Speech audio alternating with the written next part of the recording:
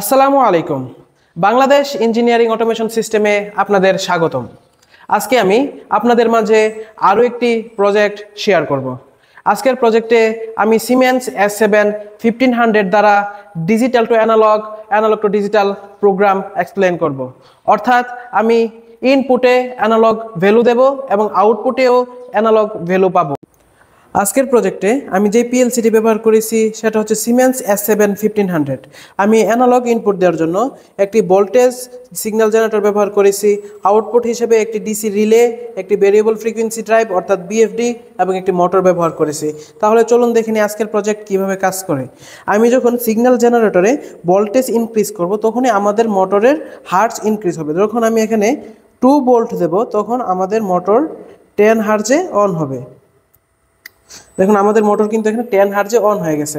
তারপর আমি যত ভোল্টেজ ইনক্রিজ করব তার সাথে সাথে আমাদের মোটরের ফ্রিকোয়েন্সি কিন্তু ইনক্রিজ হবে। আমরা এটা হচ্ছে বিএফডিতে দেখতে পাচ্ছি। আমি যত হচ্ছে ভোল্টেজ ইনক্রিজ করছি ততই আমাদের মোটরের ফ্রিকোয়েন্সি কিন্তু ইনক্রিজ হচ্ছে। আমি যখন 10 ভোল্ট দিয়ে দিলাম তখন আমাদের মোটরের সর্বোচ্চ ফ্রিকোয়েন্সি 50 হার্জে চলে গেছে। আবার যখন আমি ভোল্টেজ কমাবো তার সাথে সাথে কিন্তু আমাদের মোটরের ফ্রিকোয়েন্সি কমে যাচ্ছে। এটাই ছিল আজকের প্রোগ্রাম। সবাইকে ধন্যবাদ।